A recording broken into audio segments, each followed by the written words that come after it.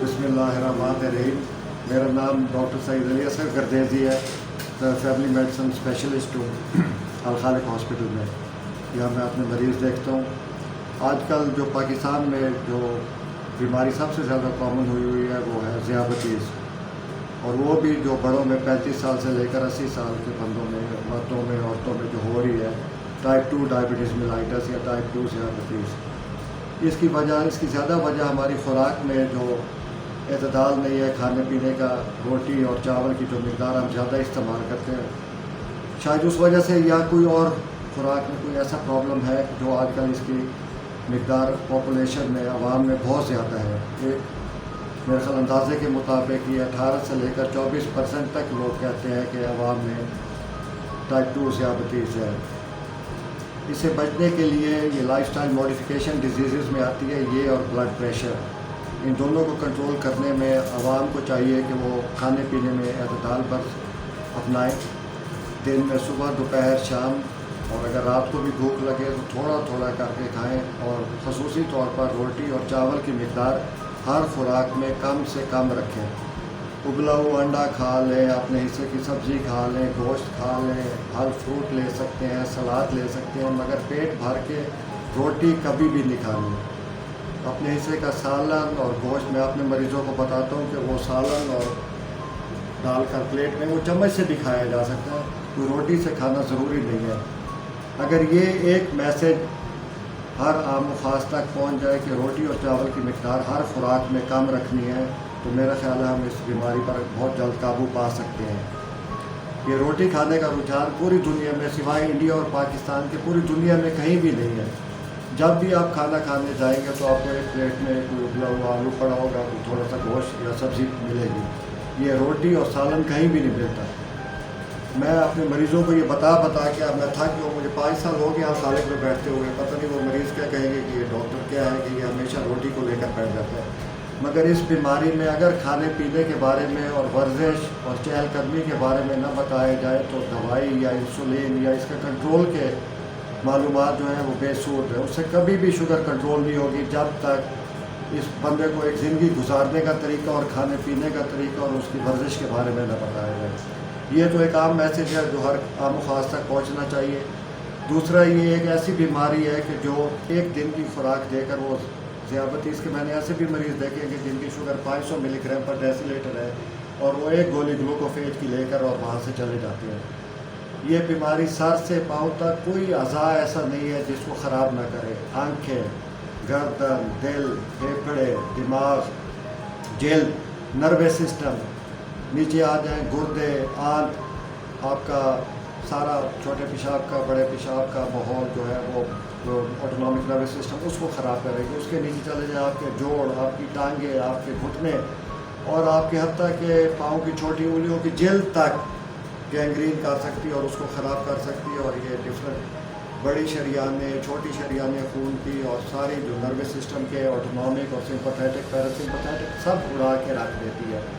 Sugar का control 24 घंटे हर खास आम जिसको भी ज़ियाबतीस है उसको करना होगा।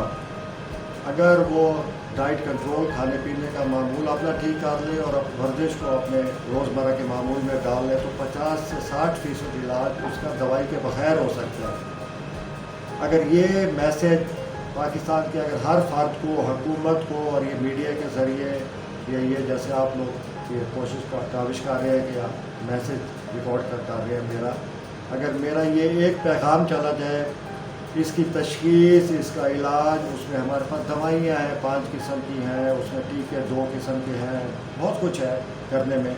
मगर लाइफस्टाइल मैनेजमेंट और वर्जिश, ये 2 चीज़ें अगर हर ज़ियाबतीस का मरीज़ अपने पल्ले बांध ले तो 70% इलाज उसका वैसे ही हो गया बग़ैर किसी दवाई के।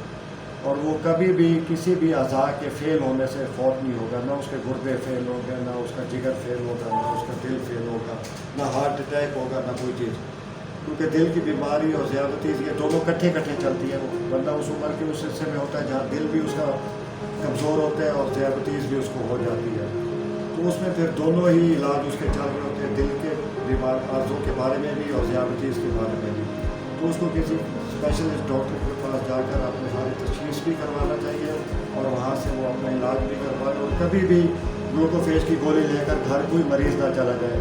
उसकी मुकम्मल तशख़ीस होनी चाहिए कि उसके गुर्दे कैसे काम कर रहे हैं, उसका दिल कैसे काम कर रहा है, उसका नर्वस सिस्टम कैसा है, कैसे वो दवाइयाँ ले रहे हैं। क्योंकि आजकल दवाइयों में इतनी ज़्यादा हमारे पास ऑप्शन आ गई हैं। बहुत अच्छी दवाइयाँ हैं जो दिल के फेल होने के साथ ज़ियाबतीस में दी जाती है, कोई गुर्दों के फेल होने के साथ दी जाती है, कोई वैसे दी जाती है, कोई मोटे बंदे को दी जाती है जिसको ज़ियाबतीस हो, तो तीस भी उसको हो जाती है। तो उसमें फिर दोनों ही इलाज उसके चल रहे होते हैं, दिल के बीमार अर्ज़ों के बारे में भी और ज़ियाबतीस के बारे में भी। तो उसको किसी स्पेशलिस्ट डॉक्टर के पास जाकर अपनी सारी तशख़ीस भी करवाना चाहिए और वहाँ से वो अपना इलाज भी करवाए। और कभी भी ग्लूकोफेज की गोली लेकर घर कोई मरीज़ ना चला जाए।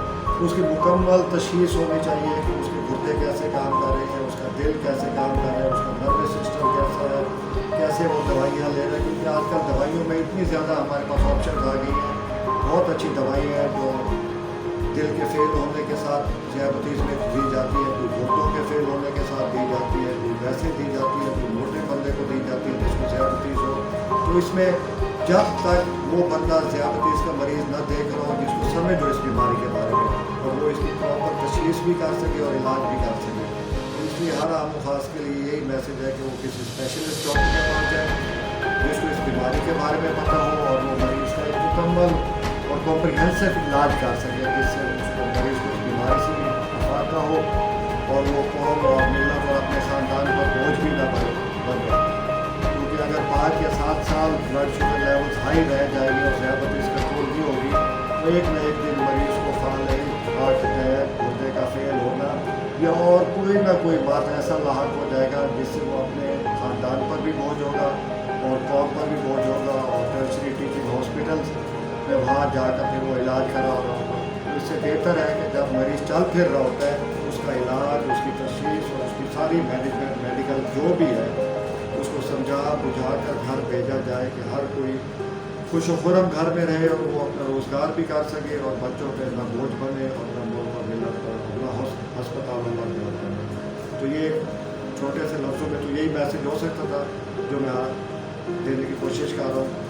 बाकी इंशाअल्लाह जैसे मैं बात होगा। अल्लाह हाफ़िज़।